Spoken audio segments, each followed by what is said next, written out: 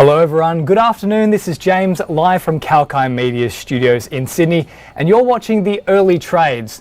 Well, we have been witnessing inflation expectations in the market psychology, carving out a different scenario altogether. Markets remain jittery amid a dwindling risk appetite among investors and a sharp decline of cryptocurrencies. So on that note, let us cast an eye over how market charter is panning out today. Amid jittery global market sentiments and inflation anxiety, the ASX 200 is trading roughly flat today. And amid the muted market scenario, the top performing stocks in this index are Nuix Ltd, Zipco Ltd, Kalkine Pharmaceuticals Ltd, Corporate Travel Management and Kogan.com Ltd. The biggest news of the day comes from buy now, pay later giant Zipco Ltd. Now, Zip expands into Europe and the Middle East with some very clever acquisitions of European buy now, pay later provider Twisto and United Arab Emirates-based Spotty. Zip expects to complete the Spotty acquisition in third quarter and the Twisto acquisition in its fourth quarter. Now, notably, the acquisitions have a combined enterprise value of $180 million with transaction considerations of $160 million, reflecting Zip's current equity interests in both companies, to be funded with either cash and or shares at Zip's discretion. Now, moving on, in the latest update, Nuix has said that it has set up an independent board subcommittee and announced it will make additional board appointments in response to the recent market feedback. Now, Nuix Ltd is an Australian technology company that produces investigative analytics and intelligence software for extracting knowledge from unstructured data. Next, we look at the latest business update of e-commerce giant Kogan. Now, they revealed last week that over the first half of financial year 2021, Kogan.com effectively doubled in size following a significant increase in consumer demand, which is of course partially driven by the rise of COVID-related staying-at-home practices. Having said that, Kogan.com expects underlying operating performance to continue to be challenged in the near term, and the adjusted EBITDA for financial year 2021 is likely to differ from the current range of analyst forecasts. The company's best projection for financial year 2021 adjusted EBITDA is in the range of $58 million to $63 million. Then A2 Milco, AMP Limited and EML Payments are the leading laggards. The iron ore miners are weighing down the benchmark index, with the broader material sector trading in red. The energy sector is also trading in red amid oil prices edging lower. However, gains in IT, telecom, healthcare and energy are keeping the market momentum. Moving on, let us look at the sector-specific charter. Australian technology shares will be under the scanner today, taking cues from Nasdaq Composite, which was down 0.18% by the closing on Friday. It is to be seen if the tech giants such as Afterpay Limited, Appen, Altium and Xero Limited spoil the sector's sentiments today or are able to shrug off overall volatility and maintain an upbeat tone. Having said that, Zip faces significant tailwinds given its recent geographic expansion update into Europe and also into the Middle East. Following Zip's successful expansion into both of these regions and off the back of the US and the UK. Moving on to the oil price charter, oil prices jumped around 2% after 3 days of a losing streak, with investors watching a storm brewing up over the western Gulf of Mexico. However, prices fell on a weekly basis as investors braced for supplies from Iran after officials said Iran and world powers made progress on a nuclear deal.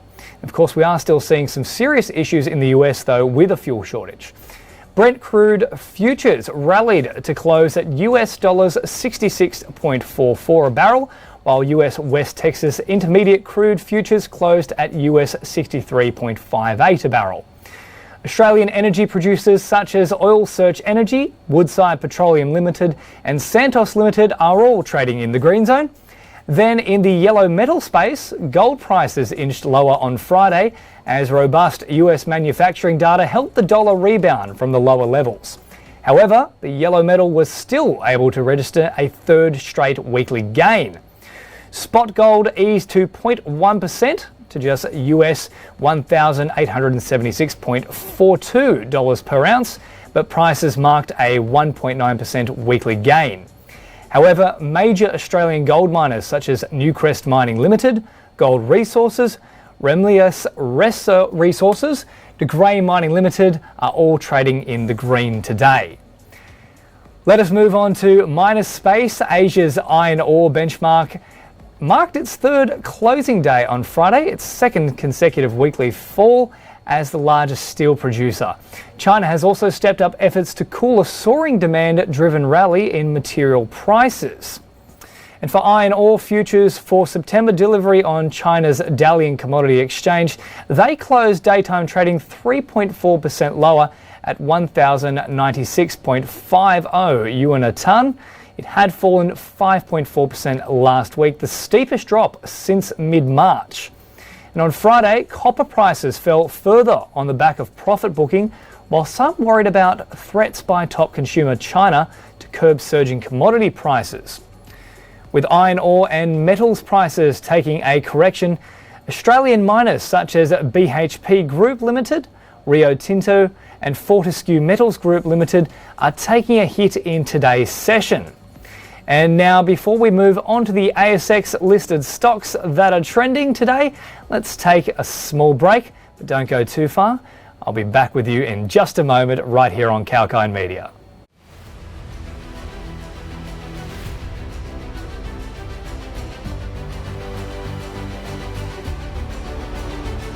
At Kalkine TV, we'll take you to the heart of the Australian equity market.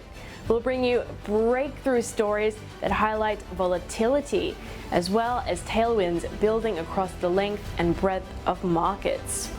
Whether space travel will gain momentum, while economies may gradually open amid vaccine rollouts, our experts will share their timely inputs. So join us on this exciting journey of live streaming, financial and stock market news. Kalkine TV.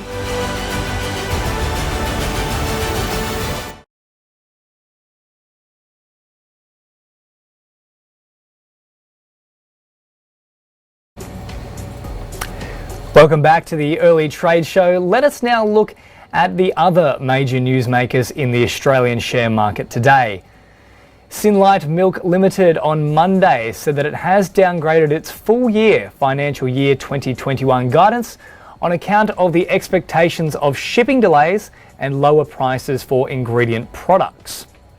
Moving on, Australian gambling machine manufacturer Aristocrat Leisure reported a revenue fall of 1% to Australian $2.23 billion during the first half of the year. The profit after tax dipped 74%, while the EBITDA rose by 6%. Then MyState will raise nearly Australian $80 million to accelerate its growth strategy. Meanwhile, Freedom Foods announced that it has completed a capital raise of Australian $265 million. It includes a placement and oversubscribed wholesale investor offer. Notably, Freedom Foods is engaged in sourcing, manufacturing, selling, marketing and distribution of plant-based beverages, dairy and nutritional products, and is very much seeing the uprise of the recent veganism movement across the country. Next major update is from Australia's leading provider of high-performance animal nutrition solutions. Ridley Corporation has inked an agreement to sell the Westbury extrusion facility in Tasmania to Gibsons Limited for Australian $55 million. Next, let us zoom our lens at the crypto charter that defined a broad sell-off across the world. In the cryptocurrency market, Bitcoin fell sharply over 10% after China doubled down on its efforts to prevent speculative and financial risk by cracking down on the mining and trading of Bitcoin.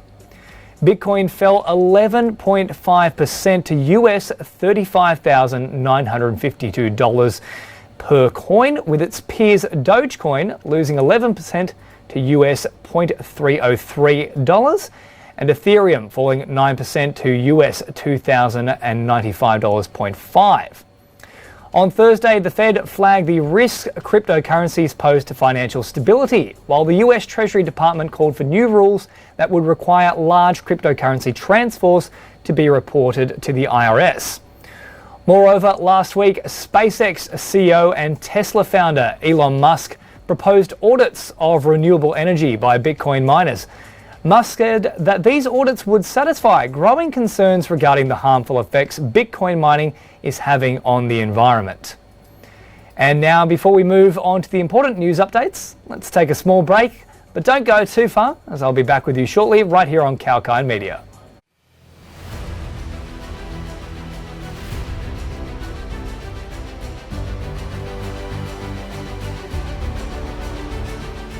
The market takes the weekend off, but your money won't. Get a comprehensive update on the ASX listed stocks and market trends. Watch the experts touch upon the fundamental and technical developments and trending strategies in the equity space. We will be your daily guide as you explore the Australian share market, be it global vaccine developments or China's trade relations or global political turmoil or economic revival prospects. We will bring you live updates driving the equity market trends. Kalkine TV.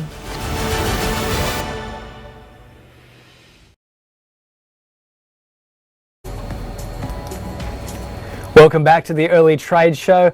Let's now move on to the last segment of our program. So, are there any specific events that can drive the overall market scenario going ahead? Well, the volatility in Wall Street has shown a massive spike in the past month, while the fear has been visible, a trend which may lead to further downside in the shares. The volatility index, represented by Chicago Board Options Exchange CBOE Volatility Index, has been on an uptrend. Also, CNN's Fear to Greed Index has come below 40, which is considered as fear sentiment in markets. This comes after the post-pandemic stimulus money had shot this index for over 80 as well, which is of course denoted as extreme greed. Both these indicators hint at headwinds in stock markets to continue for the next couple of months. There is no doubt that equities are overly heated, and the valuations have skyrocketed as large sums of the stimulus money got diverted towards the global equity markets, even though fundamentals remain an uncharted territory as COVID-19 has not been relenting. Is it time for much needed correction? Well, definitely you would have to think so. An interesting space to watch out for. Now, having said that, closer to home, the Australian Bureau of Statistics is scheduled to come out with a few important data releases this week, which may have an impact on the market itself. On Tuesday, the ABS will release international merchandise trade and weekly payroll jobs and wages data. On Wednesday, we're also expecting a huge dump of data, specifically around construction work data, which will be rolled out progressively throughout the morning. Next, on Thursday, the ABS will release data on business conditions and sentiments and labour force. And then, of course, on Friday, the data on Australian national accounts for financial year 2018 to 19 will then be released. Well, that's all for now, but make sure to stay tuned to all of our updates across Kalkine Media. There's plenty more information to come to make sure that you have the latest available information across all your market activity. Until next time, I'm James Preston. Have a wonderful day.